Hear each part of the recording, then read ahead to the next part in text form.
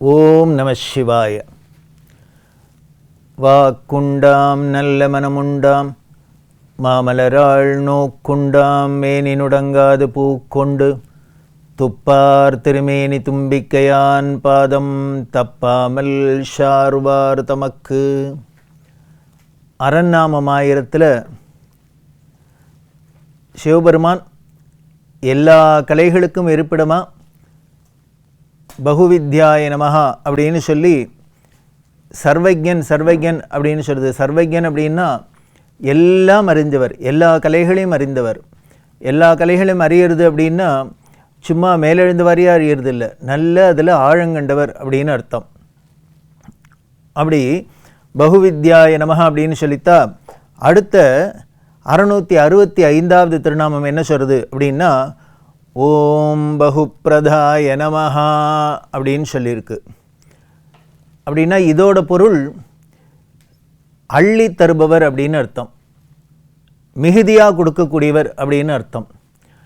அதாவது நாம் என்ன கேட்குறோமோ அவர்கிட்ட என்ன வேண்டுதல் பிரார்த்தனையோ அதை மட்டும் கொடுக்கறதுன்னு இல்லை, கேட்டதுக்கு மேலே கொடுக்கறது. இன்னும் சொல்லப்போனால் நம்ம கேட்காததையும் கொடுக்கறது அப்படின்னு. இது அவரோட குணம். அதுதான் வள்ளல் தன்மை. வள்ளல் தன்மை அப்படின்னா வள்ளல் அப்படின்னா என்ன அப்படின்னா ஒருத்தர் கேட்டு தான் கொடுக்கணுங்கிறது இல்லை, அடுத்தவாளை பார்த்து அவளோட தேவை என்னவோ அதை தெரிஞ்சுன்னு தானே கொடுக்கறது. இதுக்கு முன்னால் இருந்த ஒரு திருநாமத்திலையும் அதுவே சொல்லியிருக்கு, அவர் தேவை அறிஞ்சு அருள் செய்யக்கூடியவர் அப்படின்னு. நாம் கேட்கணுங்கிறதே இல்லை. குழந்தைக்கு என்ன வேணும் அப்படின்னு அம்மாட்ட போய் அப்பப்போ கேட்குறதா என்ன, அது இந்த வேலைக்கு எனக்கு டிஃபன் வேணும், பால் வேணும், அது வேணும், இது வேணும், இதானு கேட்குறதா இல்லை. குழந்தைக்கு என்னென்ன தேவை அப்படிங்கிறத முன்கூட்டியே அறிந்து தாயார் கொடுக்குறாப்புல தான் அம்மையப்பனான சிவபெருமான் என்ன பண்ணுறார் அப்படின்னு தன்னோட அடியார்களோட தேவையை தானே தெரிஞ்சுட்டு கொடுக்கறதோடு இல்லை, அவர்கள் கேட்டதுக்கும் அதிகமாக கொடுக்கக்கூடியவர். அதுக்கு தான் பெரிய மனசு வேணும்.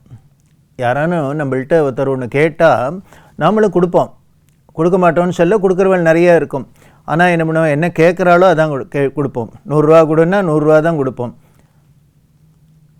ஆனால் இவர் என்ன பண்ணுறார் அப்படின்னா கேட்டதையும் கொடுக்குறார், கேட்டதுக்கு மேலேயும் கொடுக்குறார். வள்ளல் பெருமான் சொல்கிறாரு, எண்ணிய நான் எண்ணியவாறு எமக்கருளும் தெய்வம். ரொம்ப அழகான வார்த்தை. நான் என்ன நினைக்கிறேனோ என்ன ஆசைப்படுறேனோ அதை கொடுக்கக்கூடிய கடவுள் அப்படின்னு நடராஜ பெருமானை சொல்கிறார். அப்படி கொடுக்கறது தான் அவரோட பெருமை. அப்படி மிகுதியாக கொடுக்கக்கூடியவர் அப்படின்னு பார்த்தோம் இல்லையா. இந்த நாமத்தை மெய்ப்பிக்கிறாப்பில் ஒரு நிகழ்ச்சி தான் தியாகேச பெருமானோட லீலைகளில் சந்நியாசிக்கு முடிசூட்டிய லீலை அப்படின்னு ஒன்று. ரொம்ப ஆச்சரியமான ஒரு விஷயம்.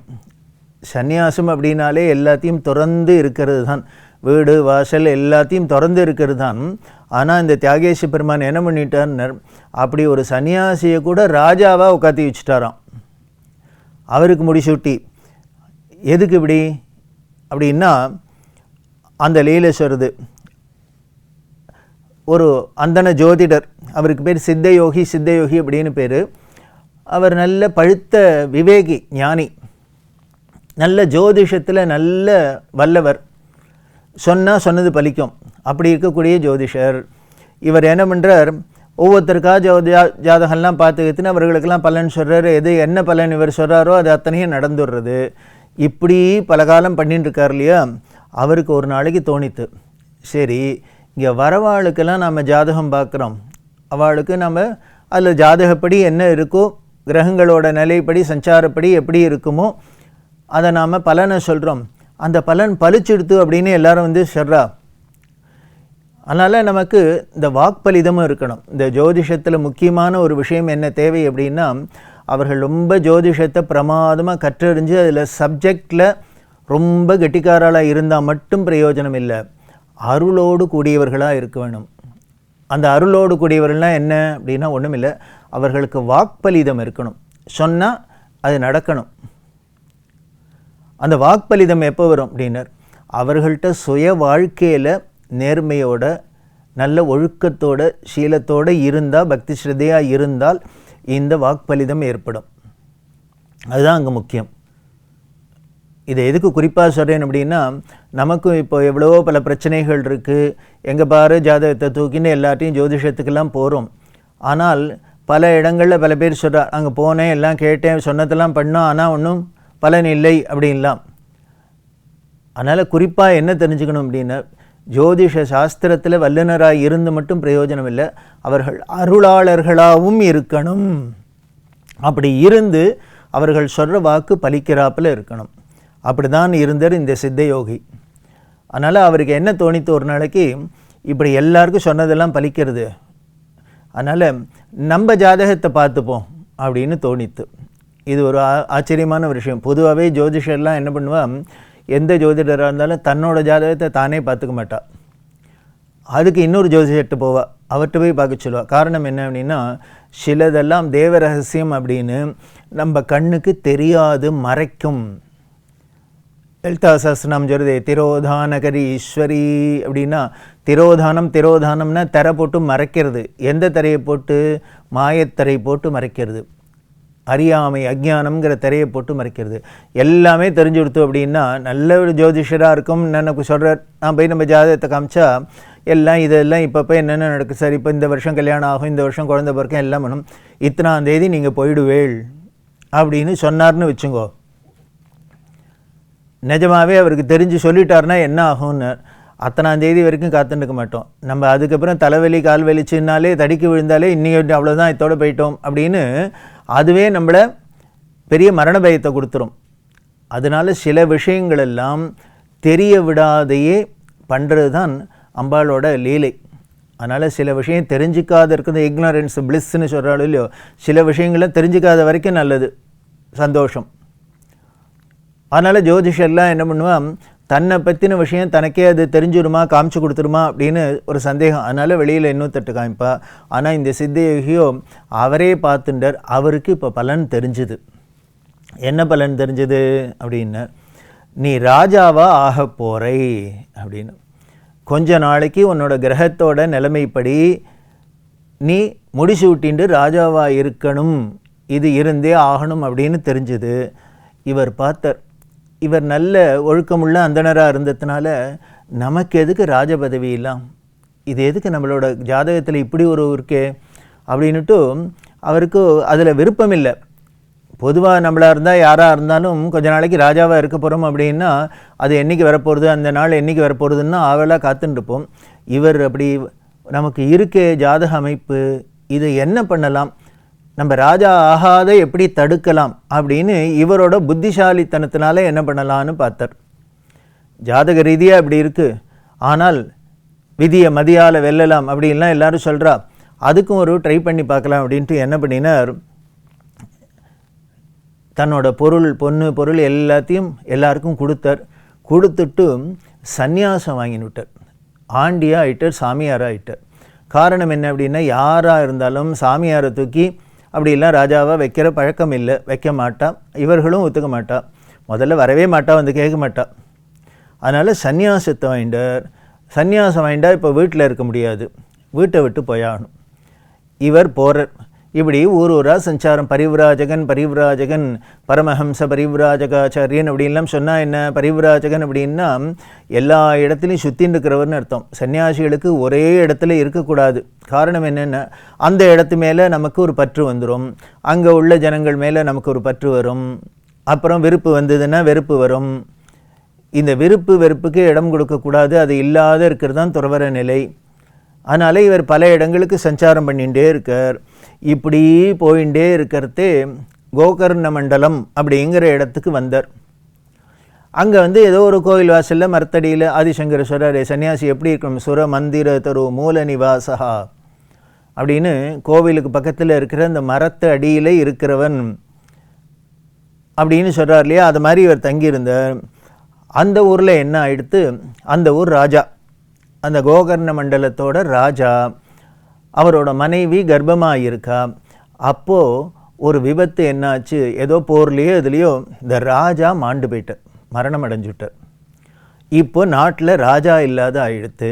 சரி, ராஜாவோட வாரிசு அடுத்தது வரும் அப்படின்னா அந்த ராஜபத்னி ராணி அப்போ தான் கர்ப்பமாக இருக்கா.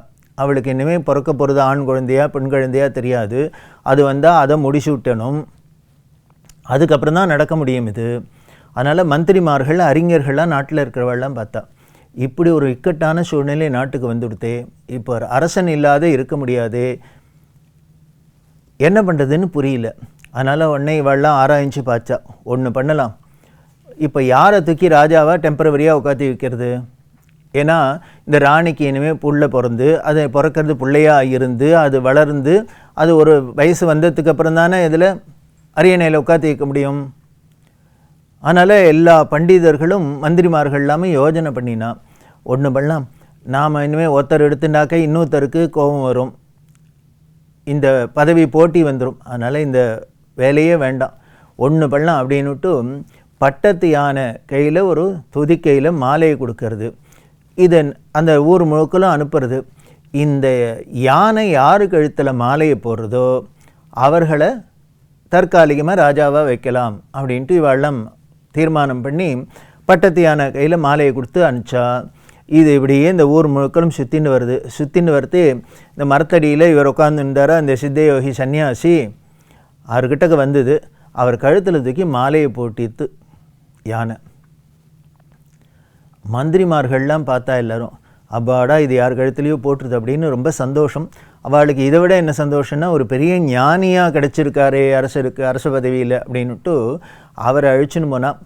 அழிச்சுன்னு போய் எல்லோரும் இவர் சொல்லி பார்த்தார். ஆனை மட்டும் இங்கே யானை மாலை போட்டுருத்து, பட்டத்து யானை மாலை போட்டுருத்து, இது நாங்களும் நீங்கள் தானே தீர்மானம் இல்லை, நீங்களும் இங்கே இப்படின்னு தீர்மானம் பண்ணலை, இது இறைவனோட ஆணை விருப்பம், அதனால் நீங்கள் இதை நாட்டோட நலனுக்காக ஏற்றுன்னு தான் ஆகணும் அப்படின்னு சொல்ல இந்த சித்தியோகி சன்னியாசியால் என்ன பண்ணுறதுன்னு தெரியல.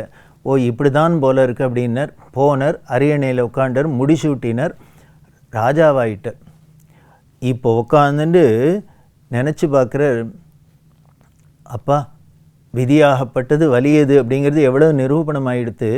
இதை விதியை மதியால் ஜெயிச்சுடலான்னு நினச்சின்னு நம்ம என்னமோ நமக்கு தெரிஞ்ச தந்திரத்தில் சன்னியாசியாக வேண்டாம் இங்கே ஓடிப்படலான்னு நினச்சோம். ஆனால் நாட்டை விட்டு ஓடி தான் போனோம். வேறு நாட்டுக்கு போனாக்க என்ன எடுத்துன்னு அங்கே இப்படி ஒரு பொறுப்பு வந்துடுத்து. அப்போது சொல்கிற இது எல்லாம் யாரோட பெருமைன்னு அந்த தியாகேஷ பெருமான் உடனே அவர்கிட்ட தியாகேஷனை கேட்குற வேண்டிக்கிற, நான் ஏதோ வேண்டான்னு இதை தப்பிச்சுடலான்னு நினச்சேன், ஆனால் நீ எனக்கு இப்படி தான் பண்ணுறதுன்னு தீர்மானம் பண்ணியிருக்க, அதனால் வந்திருக்கு, உன்னோட ஆணையாக எடுத்துண்டு இந்த அரசாட்சி ஏற்றுக்கிறேன்னு சொல்லி அந்த ராணிக்கு அப்புறம் பிள்ளை குழந்தையாக பிறந்து அந்த ராஜாவை ஆற வரைக்கும் இவர் ராஜாவாக இருந்தார். இதான் சன்னியாசிக்கு முடிச்சு விட்டிய லீலை அப்படின்னு தியாகேஷ பெருமான் சொல்கிறார். இப்படி தான் நடக்கணும்னு எங்களோட தீர்மானத்தினால இறையருள்னால இதுதான் நடக்கிறது அப்படின்னால் அதை யாராலையும் வென்றுட முடியாது. இப்போ என்ன, நீ அந்த பதவியில் பொறுப்பில் பற்றற்றவனாக இருந்து உன்னோட கடமையை செஞ்சுட்டு வா, இதுவும் நான் கொடுத்த அருள் தான், உனக்கு கொடுத்த பரிசு அப்படின்னு சொல்ல, இப்போ இந்த சன்னியாசியாக போனவரை முடிசூட்டி ராஜாவை உட்காத்தி வச்சு அரச பதவியை கொடுத்து பொறுப்பெல்லாம் பண்ணுறாப்புல ஆகி அதுக்கப்புறம் அந்த குமாரனுக்கு ராஜகுமாரனுக்கு பட்டம் சுட்டுட்டு இவர் பழையபடி சன்னியாசியாக தன்னோட யாத்திரையை தொடர்ந்து கடைசியில் தியாகேஷ பெருமானோட திருவடியை அடைஞ்சார் அப்படின்னு நமக்கு இந்த தியாகராஜ லீலை சொல்கிறது. இதை எதை குறிக்கிறதுன்னு, மிகுதியாக கொடுக்கக்கூடியவர் பகுப்பிரதாய நமஹா அப்படின்னு. இவர் கேட்கல என்னை ராஜாவை உட்காந்து வைக்கணுமா எல்லாம் கேட்கல, ஆனாலும் கொடுக்குறார். அப்படின்னா யாராருக்கு எப்பப்போ என்னென்ன கொடுக்கணும், யாரை எந்த இடத்துல வச்சா எந்தெந்த காரியங்கள் நல்லபடியாக நடக்கும் அப்படின்னு யாருக்கு தெரியும்? பரம்பொருளான சர்வஜனான சிவபெருமானுக்கு தான் தெரியும். எல்லா வித்தைகளும் அறிஞ்ச அவருக்கு தான் தெரியும் யாரை எங்கே வைக்கணும், எப்படி வைக்கணும், என்னென்ன கொடுக்கணும், எது கொடுக்கக்கூடாது, எல்லாம் அவருக்கு தான் தெரியுது. அப்படி நம்மளோட தேவைக்கும் அதிகமாக கொடுக்கக்கூடிய பகுப்பிரதாய நமஹா அப்படின்னு சொல்லக்கூடிய அவரோட பெருமையில் இன்னும் பல விஷயங்கள், அதெல்லாம் என்னங்கிறத தொடர்ந்து பார்க்க போகிறோம். ஓம் நம சிவாய.